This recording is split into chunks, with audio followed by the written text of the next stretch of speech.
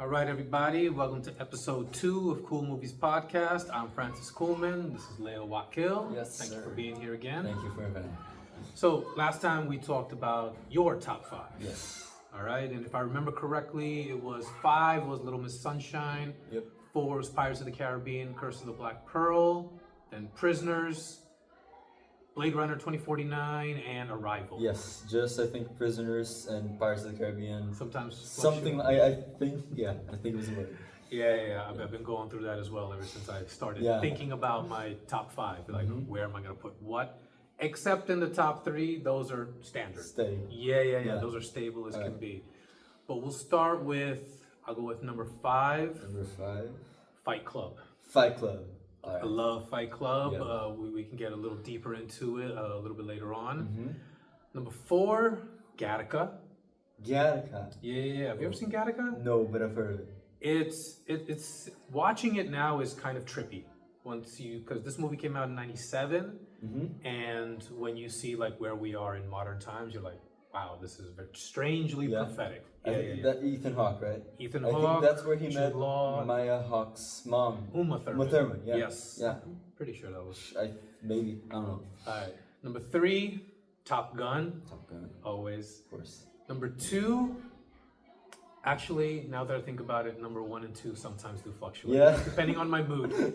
But they flip flop. So for today, I'm gonna say number 2 is Forrest Gump. Yes, sir. You're a defender. I am a defender of Forrest Gump.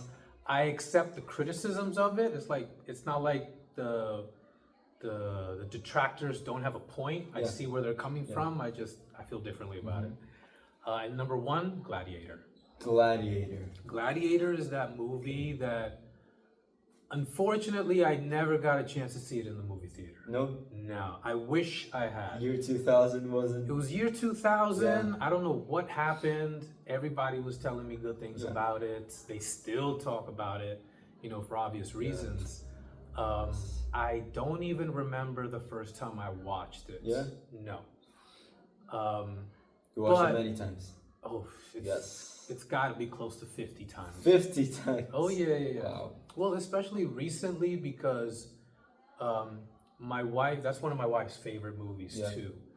And we used to, not anymore thankfully, but we used to have just regular television. Yeah. Where you would channel surf. And even here in Brazil, especially since we've been together, we would be channel surfing and boom, it's there. Yeah. On a channel, so it's like, all right, we'll stop. We're watching this. Whatever point in the movie it's at, we were watching it, and it's endless amounts of awesome. When I bought my first little DVD player, like before they used to be kind of really giant, and then they became like really small. Yeah. My first collection of DVDs, Gladiator was in there, Fight Club was in there. My honorable mention, it's very close to the top 5. It used to be, but not anymore. V for Vendetta. Oh, I had that's a comic book movie, right? Yeah. It's a DC comic book. I think it is DC. It was a graphic novel. Yeah, and it's very different from the graphic novel. Very, very different.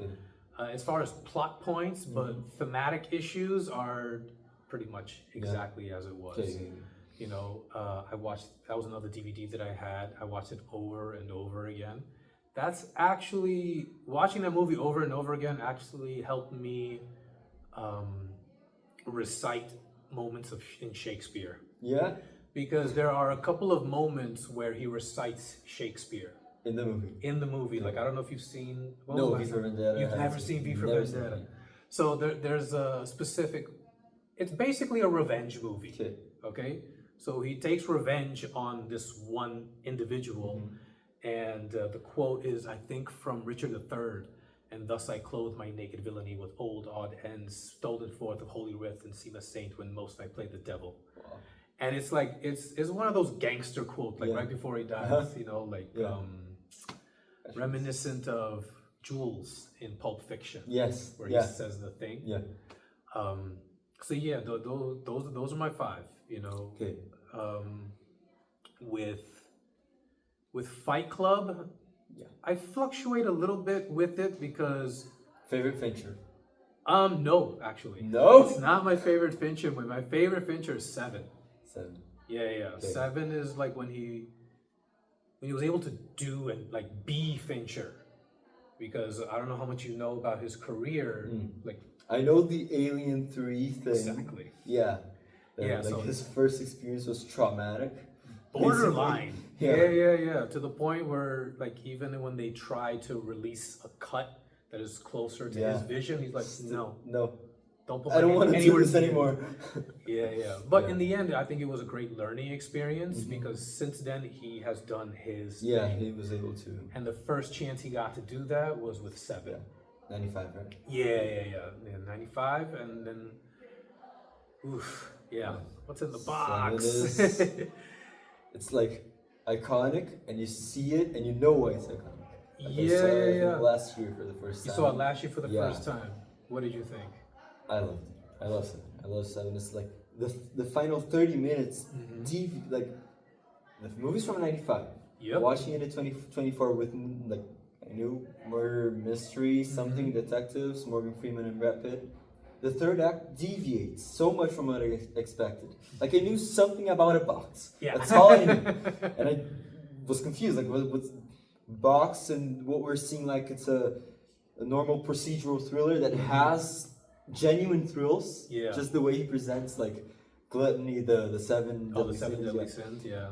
And the third act just deviates. They go to that like isolated place. Blew my mind. Yeah, I love that third act. And I think that's one of those movies. I remember when the first time, like I heard about it, but I didn't really pay it mind until many years later. But it came on my radar because the way it was marketed at the time is like you didn't know who the villain was at all. Okay. So they didn't show Kevin Spacey. They didn't. No, it wasn't until maybe '96. At the MTV Movie Awards. This is when they were still relevant. Yeah. And so I'm watching the MTV Movie Awards, and they had a category for Best Villain. And then they say Kevin Spacey, 7. I'm like, he's the bad guy? You haven't seen it yet. I had not seen it yet, so it was kind of a spoiler. Yeah. But I was like, whoa. I didn't know. Good for you. He showed up. Good for you. You enjoyed it the way it should be enjoyed. Yeah. And so then I think I rented it back when they still had video stores. And then I watched it and I'm like, this is intense. It was like the most intense movie I'd ever seen, you know? Yeah. And of course, like, it was nice to... Hollywood back in the day, and when I say back in the day, I don't mean 90s, I mean like even 50s, 60s. Okay. One of the things that they would do is they would take an established movie star, name recognition, you know, has achieved a certain status as an actor, not just a movie star. Not just a movie star, And then they would pair them up with a newcomer to see if that dude could hang, you know, and hopefully he would, and then they would give him a bump. He would get like the rub, as they say. And so having that in mind, you see 7 from a different point of view because that was like, I think one of the first big movies from Brad Pitt. Yeah. You know, I think like, did you see The Holdovers? 2023. No, what's this one? Like I've only seen like the name and maybe the poster. It was nominated for Best Picture. It's one of my favorite movies of 2023. I think top 3. Really? It's about an English teacher. He's made to stay like for Christmas with history teacher. Okay. He's made to stay in the school for the Christmas break with the students that couldn't go home, the holdovers. Okay. And then you develop the relationship between the teacher, the student, and a cook. They go to like a town, and it's the same thing. The main guy, the teacher, is Paul Giamatti, and the student is a newcomer, Dominic Sessa. Okay. I don't know if it's his first role, but it was his first big role. And now it's not something huge, but he's in Now You See Me 3. Oh, okay. So he's coming up. Yeah, he's coming up. But Paul Giamatti is already he's been there. He was nominated for the Holdovers. Okay, because I know that I forget what year it was. I think it came out in 23. 23, yeah. So that's the movie he was nominated for in 24. Yeah. Okay, because I remember there being like a conversation of everyone is saying, you know, Cillian Murphy could win for I wanted him to win. I wanted him to win. But I heard that conversation. I'm like, really? He doesn't have a shot in hell. He won the Golden Globe. Yeah. Okay. Yeah. Was it for like not the Golden comedy? Globe? He won the Golden Globe for comedy. That's why. And I think he won something else, like not that didn't separate comedy and drama. That's why people were saying, "Oh, maybe," but people knew it was Cillian Murphy. Yeah, it had to be Cillian. Yeah. Yeah, I didn't even. There were very few movies that year that I had seen that were nominated for Best Picture. Okay. But I saw Oppenheimer and I was like, you, bro, I see you. I saw that year. I saw everything. Yeah. Everything. Yeah. Yeah, Maestro, Anatomy of a Fall. This year was the first year that I watched everything. Yeah. Some of them were hard to get through though. Yeah. Nickel Boys was rough. Nickel Boys was rough. Yes. That was really rough. You know, like good movie.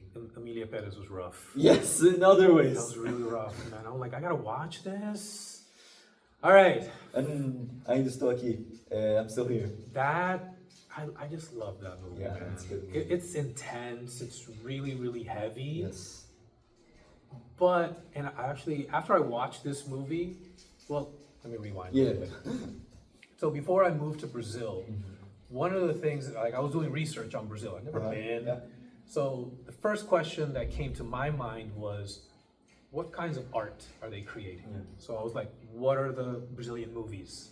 I remember City of God because that got a big push in the Oscars back in the day. I was like, all right, I'll check this out.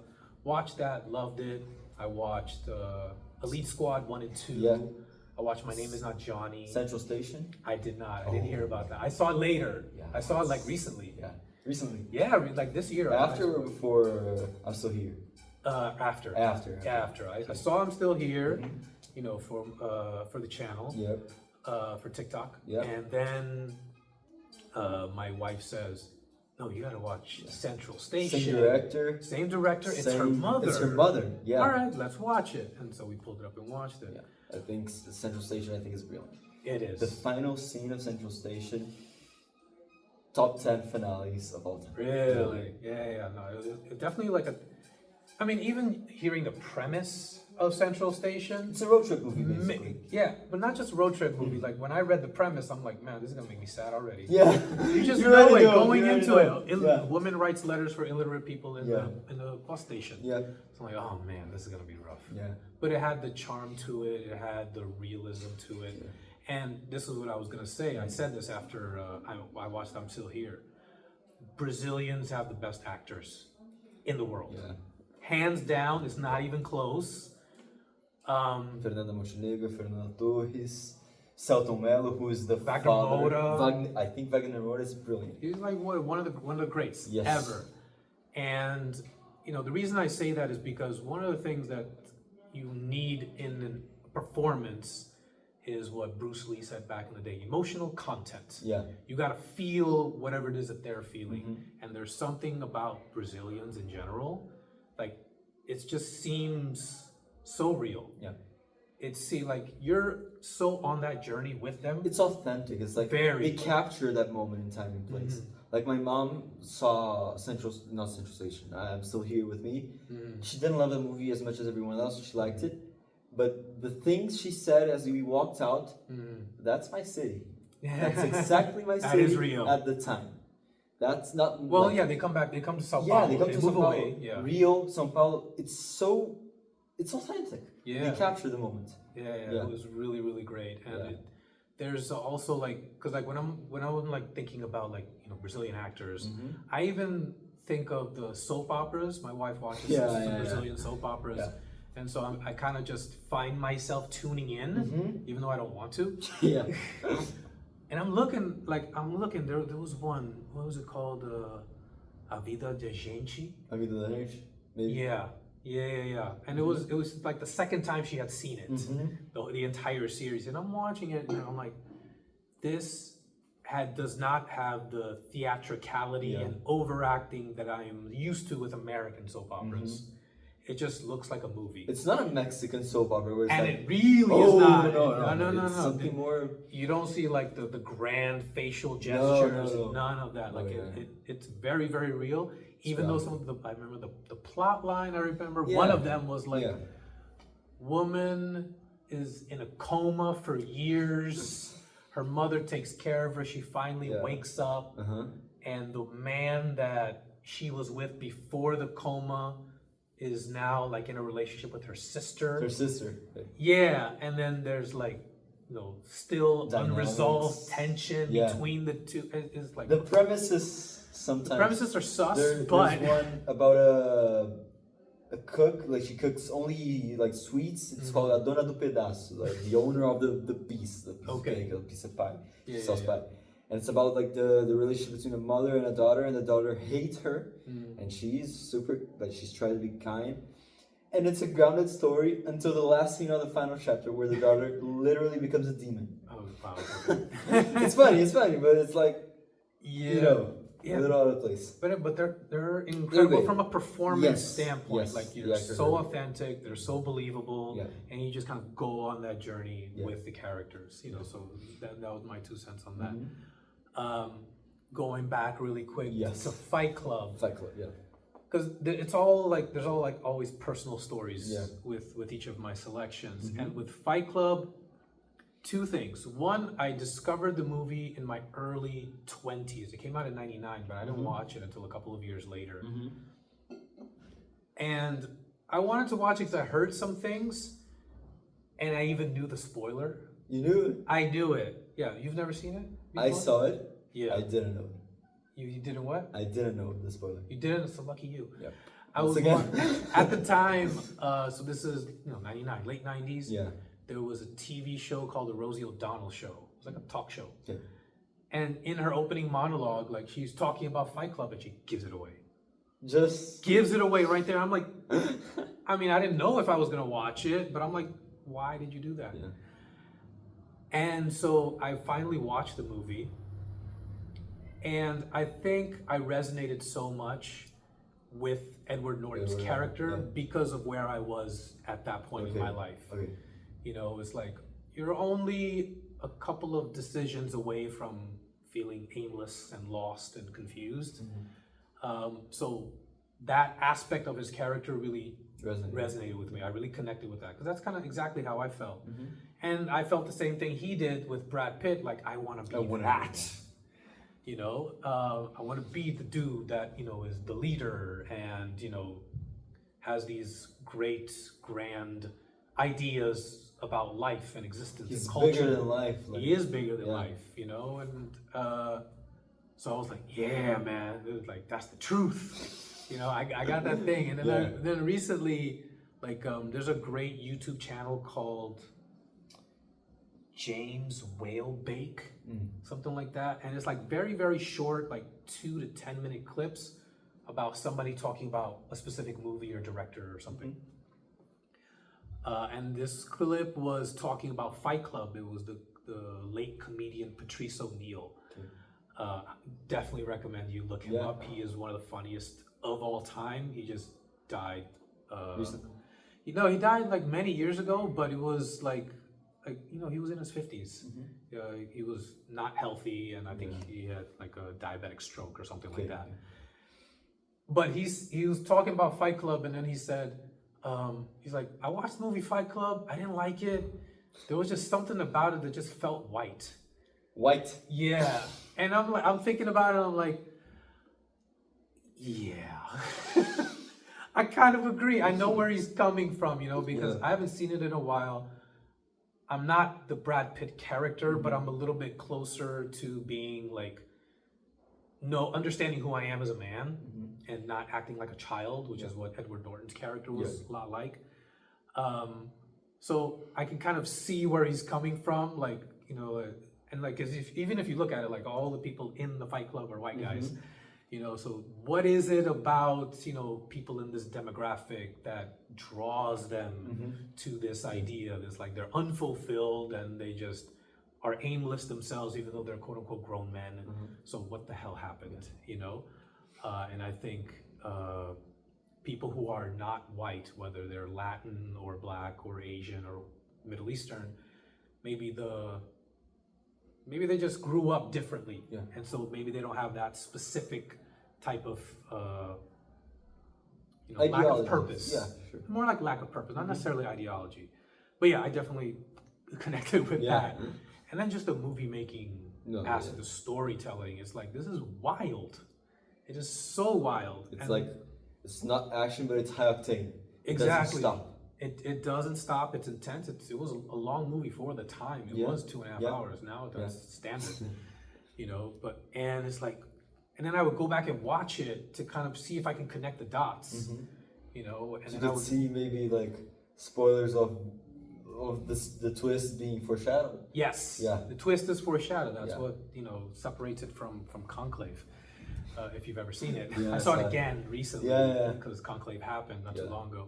It got a huge resurgence with Conclave. Yeah, Like yeah, on for Letterboxd, sure. I think it became the third or second most popular one in the app for like these past 2 weeks. Yeah. And well, somebody told me something interesting that because nobody really knows what happens in the conclave, it's just kind of speculation and deductive reasoning. But when they're in the conclave, they cannot speak. We know that. But when they're having lunch, they do speak to each other. Yeah. They are allowed to speak. Yeah, they're allowed to campaign. Well, we don't know if they campaign, but come on, let's use common sense. Yeah. It's like maybe some conversations are had, you know. So I was like, that's interesting. I never knew that. So food for thought. With Gattaca. Okay. Yeah. Gattaca, written and directed by Andrew Niccol. Okay. He's Did he done do anything else? some really interesting movies. He did Lord of War with Nicolas Cage. He did In Time with Justin Timberlake. He did a really interesting movie with Al Pacino called Simone. Yeah, Al Pacino plays like this kind of. He used to be a formerly great film director, but now he's like in his twilight days in his career, and what he ends up doing is creating an AI actress to be in his movie, so that hopefully it can kind of have a resurgence in his career. But then it takes on a life of its own, and then everyone's like, "Where's this movie star Simone? She doesn't do interviews. She's mysterious. She's beautiful, but where is she?" And everyone believes she's real, and he's like, "She's not real. Nobody believes him." So in the world now that we have of AI, and it's kind of getting to that point where you can see where movies can be completely AI. It's very prophetic. Is it good? It's all right. It's like a 7 out of 10. 7 out of 10. I'd give it. I mean, it's still Al Pacino, like doing his best. Yeah. He was trying. Yeah, he didn't lose it by then. I think after a certain amount of time, he just kind of started doing movies where he's playing different versions of himself. Just the character of Al Pacino. He wasn't in his "My eyes see Oppenheimer" phase yet. Yeah, exactly.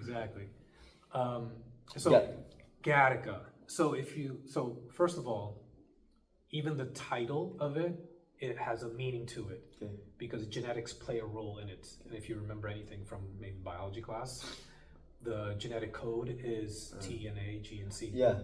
So put them together. Gattaca. With Ethan Hawke, Uma Thurman, Jude Law, Alan Arkin, Gore Vidal. Anybody else am I forgetting? Yeah, I don't know. Actually, there is one guy that plays Jude Law's.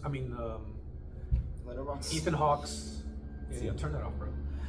He plays Ethan Hawke's brother, but I forget his name. And he hasn't really done a whole lot of things where you'd recognize him. Okay, so there's a couple different layers to the movie. There's the world he lives, the world where it takes place, which is strangely familiar. Yeah.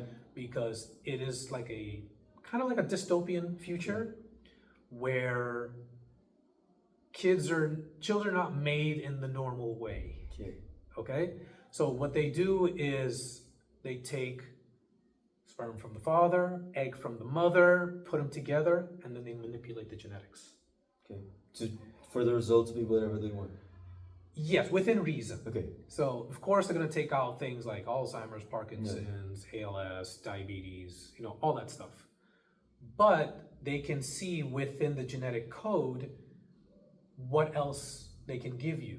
So if let's say, your parents were about to have you. If your great-great-grandfather had blue eyes, they can make you have blue eyes. Okay.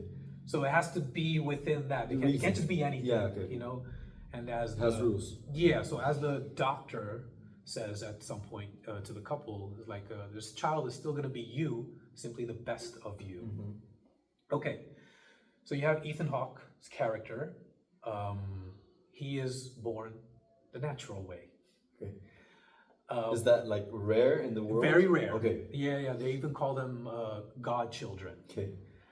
And then from the moment they're born, they take a blood sample and then put it in the computer, and it tells you like, okay, they're gonna have this, they're gonna have this, even years that they're gonna live.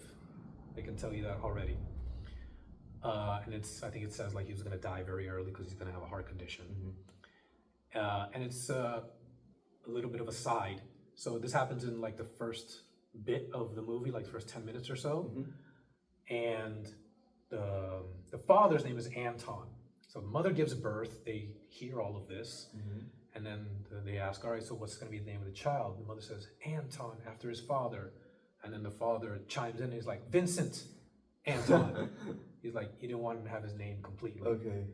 Because he's like, all right, he's gonna die, so I don't want that.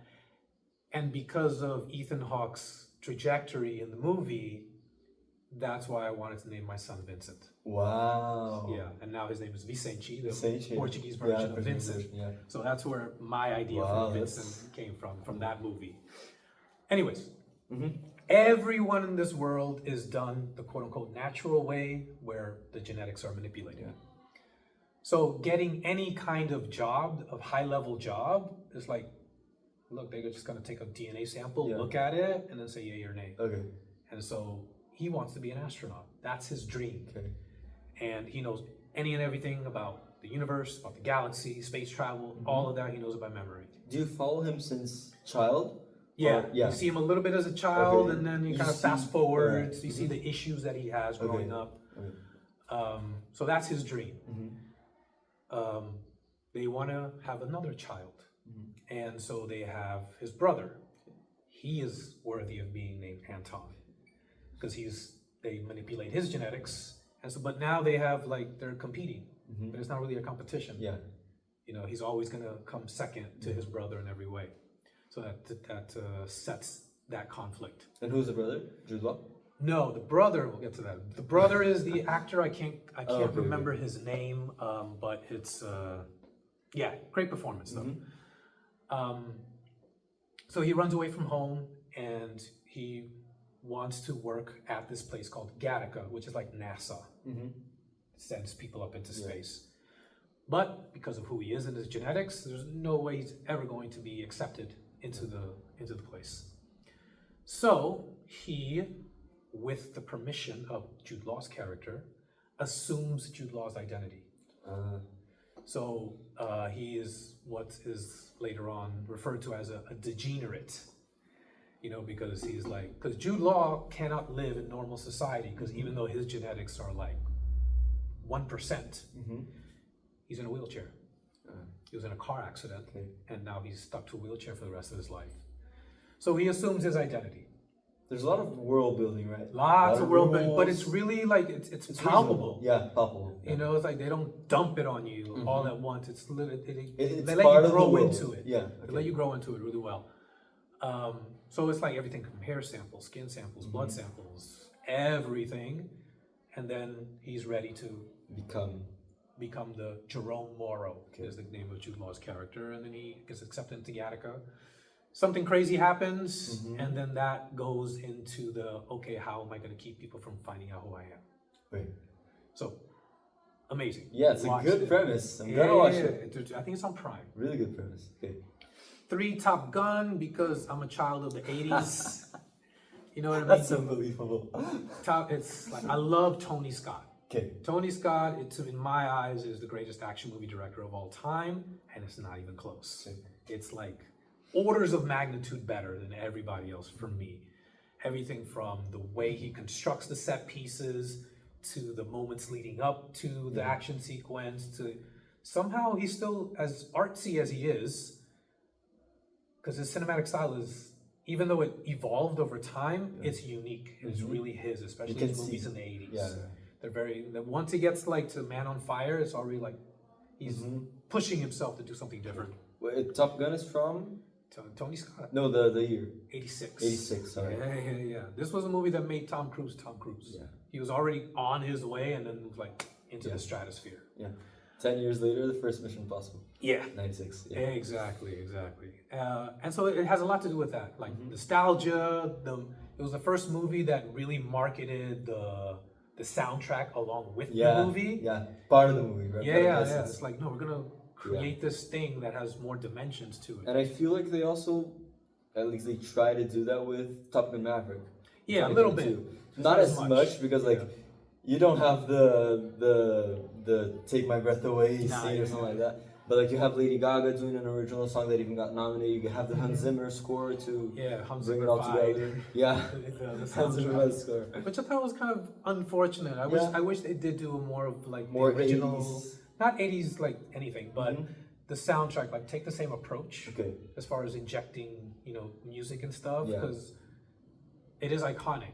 Like Kenny Loggins and Berlin but even to a certain extent, that's when I learned about the Righteous Brothers. Okay. You're very young. Yeah. You're so young. So they were, I think they are brothers, in the 50s and 60s. Okay. So in the movie, when they're singing You've Lost That Love and Feeling, it's from that. Okay. It's from them. And so they play it again at the very end, And then they also have like Jerry Lee Lewis with Great Balls of Fire. There's great old school needle drops. Yeah. With some other 80s music. And I wish they kind of did a little something like that. My theory, I don't know when's the next time I'm going to talk to my brother. I have an older brother. He's an airline pilot. Yeah. Does he like it? So. Now, the first time I watched it was on home video. Okay. And then we watched it. It was me, him, and our cousin Andy. We watched it in my brother's room. And I was like, this is the best movie I've ever seen. It was so awesome. And I remember maybe a little bit before, but definitely after, he was very much like military centric. He'd have posters of the army and stuff. And he went to school to be a pilot. And I've always wanted to ask him, because our relationship wasn't always the best. I always wanted to ask him, like, did Top Gun inspire you to be a pilot? Because there are many people that join the military after Top Gun. Yeah. Do you consider it propaganda? Sure. Yeah? Sure. Derogatory? I don't mind. Don't mind. I don't mind at all. Because it's still, in the essence, a well-made movie. It's just like the hero is in the U.S. military. So, of course, it's part of the premise. Yeah, it's part of the premise. It's like, could it be used as propaganda? Absolutely. Yeah. Do I think it was made because of propaganda? I have no concrete evidence to back up that claim. Yeah. So that's Top Gun. And just in general, how do you feel about Top Gun Maverick? How did it? Loved it. I did. Well, I still like the first one more. Sure. The part, the end of the movie, like Maverick, when no, spoilers, sorry guys, but the end of the movie where he flies in the plane with Goose's son, I wish all of that had been taken out. Okay. I didn't want any of that. Okay. I almost think like when I was watching it and then I see the moment where Tom Cruise is running. Yeah. And I'm like, yeah. You made them do that, didn't you? You made them like, I need a scene to run. Yeah. Figure it out. It's planes, it's not Mission Impossible. Yeah. I know, but figure it out. Yeah. Put my running in there and, they made the best of it for sure. Yeah. I just didn't think it was necessary. The movie would have been, in my eyes, close to perfect if that doesn't exist. Yeah. I think but it still works. It looks great, I think. Like for a modern blockbuster, it's not just another gray you wanted. Like it pops. Oh yeah, definitely pops. And the director Joseph Kosinski, he's got F1 coming out with Brad Pitt, and so many actual racers. Like Lewis Hamilton is there. So many people are there. That's what I keep hearing. I don't recognize them because I don't follow the sport. Yeah, no, me too. But it's like, but I know they're there. Man. Yeah. Awesome. To be authentic. Yeah, He also brought Hans Zimmer over. Of course. Yeah. Of course. I look forward to that one. Yeah, me too. All right. What did I say? Forrest Gump for number 2. Yeah. Forrest Gump. It's a movie I watch once a year. Okay. Yeah, so I've definitely watched it probably close to 30 times. because it came out in '94. Never. First time I watched it, I was actually in 8th grade. We watched it. It was like the last few weeks of school. You watched in school? In school. Wow. Yeah. And then I went. The funny thing is, like, I went to a Catholic school, very, very Catholic school. So they were very conservative. So when it came to the love scene, they just fast forward through it. They're like, no, but it was like you don't see anything. Nothing happens. You don't. But they're like, no, we're not watching that. And so we watched everything else. And super funny at the time. It's still funny now, but you see it more as a comedy when you're young. Yeah. And then as you grow up, you kind of feel the heaviness of certain moments more. It's a really deep movie. Yeah, super deep. Every time I think about Forrest Gump, I think it's one of the most earnest movies I've ever seen. Yeah. It's so, like, it's there, it's honest. You know what you're seeing, and it knows what it wants to make you feel. Yeah. It's not manipulative, I don't think. Many people say it is. I don't think it is at all. I don't think so at all. It was such a, like, the character is such an innocent character, which is unlike what the character in the book. Because it is based off a book. Yeah, I didn't know that. Yeah. In the book, he curses. He's a little bit meaner. Okay. And so they took all of that off. Let's just make him into like pure innocent person. Only Tom Hanks could have played that. That's only him. Great performance, one of the greats. Yeah. I was so happy when he won the Oscar. And I was like, all right, cool. Because I saw the movie, I was like, well deserved.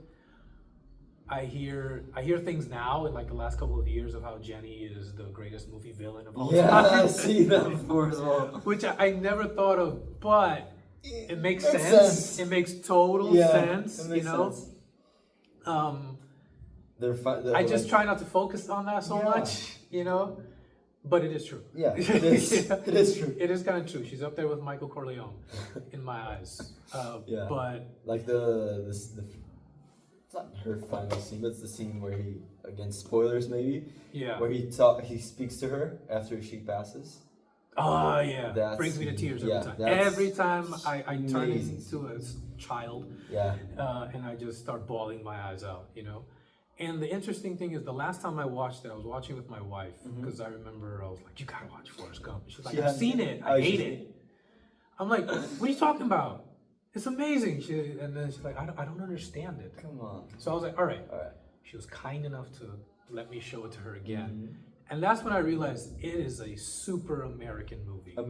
Super American, because yes, you can get the big picture things, but it's such a 20th century American movie that when you don't understand American history, there's going to be a level up to which you can enjoy it. Yeah.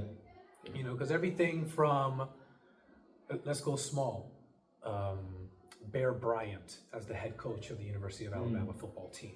He's like an icon. That's someone? Yeah. He's in the movie and he's iconic in the United States. You have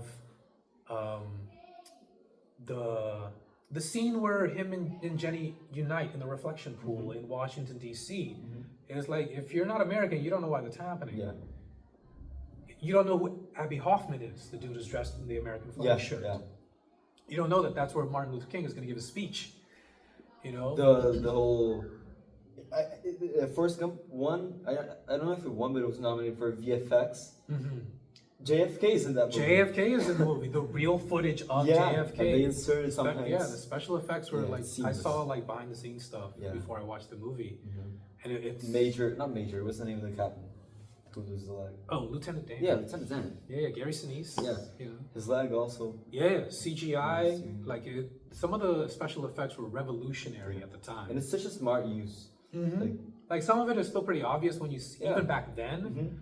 But just Lieutenant Dan's legs not being there, it's it still holds up. It's really, really great. And it's also one of my favorite performances. Lieutenant Dan. Yeah. Lieutenant Dan. He's the character of Lieutenant Dan from I think.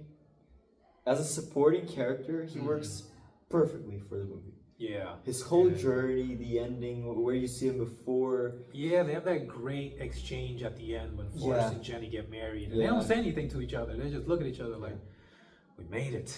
You know what I mean? It's like we're not. And you feel it. Yeah, you do. I'm getting goosebumps now thinking about that scene, And, all right, so now we got, really quick fun fact about Forrest Gump. there's a couple of really fun stories. So there's a scene where he is on the Alabama football team because he runs. Forrest runs. He runs. He catches the ball and he runs for the touchdown. And so they had to do that a bunch on that day. But on the day of filming, like Tom Hanks woke up with a terrible flu. Terrible flu. And so the director, Robert Zemeckis, walks into his trailer and he's like, "You got the flu? I heard you got the flu." Yeah. He's like, "Yeah, man, I don't feel good." He's like, "That's too bad, man, because you got a shit ton of running today." He's like, "All right, I gotta run." So he did those scenes just like almost dying. What do you think of Zemeckis as a director? I like him a lot. I He's don't lost understand Yeah. I like Flight though with Denzel Washington. Haven't seen Flight. Really great performance. By the skin of his teeth, Denzel didn't win the Oscar for Best Actor. Wow. Because that is a brutal performance. You know, being a drug addict, an alcoholic. It's a brutal performance. I think it's a really great movie too. You know, just overall, John Goodman is in that movie. Yeah, I love him. Amazing character. Yeah. Amazing character. Every time his character shows up, in the background they play the Rolling Stones' "Sympathy for the Devil." Because he's his friend, but also his drug dealer. Yeah. So, He's great. Great movie. But he has done some other things. I'm like, I don't. Did you see what are you doing? Pinocchio, the live action? No.